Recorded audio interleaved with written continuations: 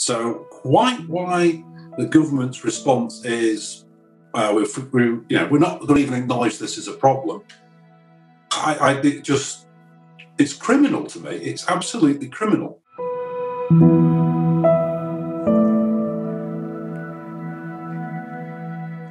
And so just moving on now to what you've been doing to try and raise the profile of the collateral damage of COVID to cancer, and how that has been received by government. I know you've met Matt Hancock. So shall we just have a chat about what you've achieved and the problems that you've faced, if any, along the way? Sure. I mean, achieved.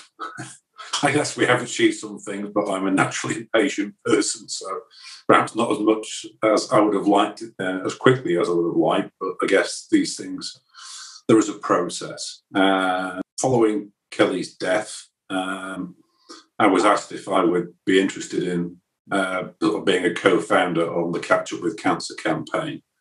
And taking into account that Kelly's sort of wish all throughout her cancer treatment was to help other cancer people, it seemed the only way I could really reconcile of any scrap of good coming out of losing Kelly was to sort of carry on what I thought she would want us to do. So we launched the campaign initially with a petition on change.org, which got some fairly good response and some initial TV work, media work. And we moved sort of fairly quickly from sort of a standing start up to having around about 150,000 signatures after the first week. And there were people who were starting to pay a little bit of attention on what we were talking about, which at that point was, according to research done in June last year, there was 35,000 people at risk because they couldn't get the treatment they needed for cancer. So over that period of time, we continued to challenge the government. The petition grew organically quite nicely. So I think we're around just under 400,000 signatures now. So it has definitely struck a chord with the public.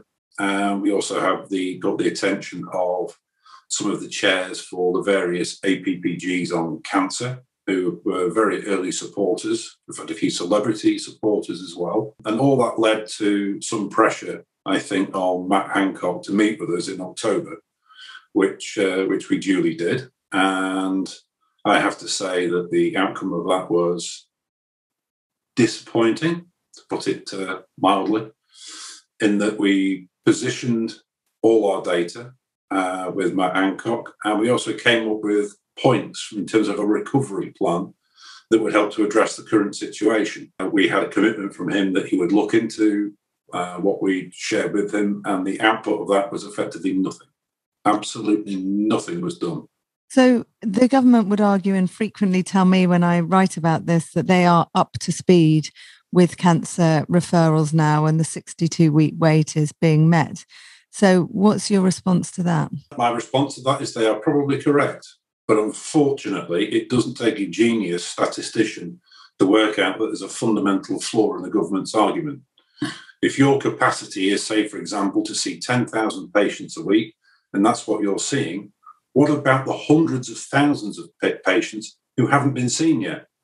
We know that there are a large number of people out there who have not been able to see a GP, have not been able to get a referral. They are still waiting on treatment, surgery, radiotherapy, chemotherapy. How are you going to deal with that backlog if your capacity does not increase? So there's a massive fundamental flaw in the government argument. They say that we are now up to speed, like that's a good thing. It is, but not if you're in the backlog, because as things stand, with the capacity that the government have put in place with the NHS, then the only way the backlog reduces is by people dying. And for me, that is grossly unacceptable if there is something that can be done to help these people. They have a right to life just as much as anybody else. So with the collateral, with those cancer patients waiting, I know you've got figures, haven't you, where you've gathered work which has been done by the Lancet and elsewhere. And I think, is it 40,000 patients who are awaiting treatment or haven't started treatment compared to last year. And I mean, what are the figures that you have got?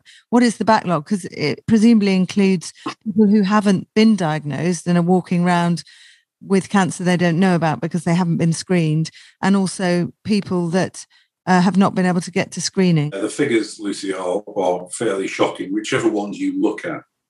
So one of the most recent figures, which was Cancer Research UK, they've estimated that there's over 43,000 people currently walking around in the UK with cancer, and they don't even know they've got it.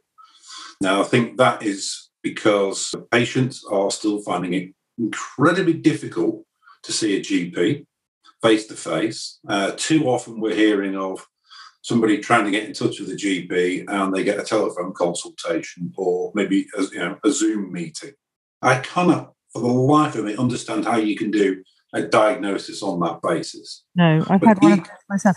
So the 40,000 people who are walking around with cancer that don't know it is compared to last year. It's not just like any old year people can be doing that. That is the estimates Correct. Of pandemic policy on cancer. Yeah, just to make that very clear. Yeah. Absolutely. And we also know that there are, to quantify it, we know there are in excess of 2 million people who have also missed routine screenings. Now, the whole point of obviously routine screenings is to catch cancer early, whatever that might be screened for. Now, without that routine screening, it means that people are not going to get diagnosed early. So the prognosis for them, if cancer is caught late, is sadly, inevitably, that usually is not a good diagnosis. And quite often there is nothing to be done from a clinical point of view for somebody at that point. And again, this is all that is avoidable. But quite how we're going to catch up with all these missed screenings, with the lack of referrals, how are we going to catch up with that with the capacity we have now? It just does not work. And I cannot, for the life of me, understand the government's position that, first of all, there is no crisis, and secondly, it'll be all right. It is, to me, absolutely burying your head in the sand. I mean, this cancer crisis is here. This isn't just me. This isn't just catch up with cancer. This is something that's also supported by all the cancer charities. It's supported by hundreds of MPs. It's supported by the APPGs, by oncologists. So quite why the government's response is, we're not going to even acknowledge this as a problem. It's criminal to me. It's absolutely criminal.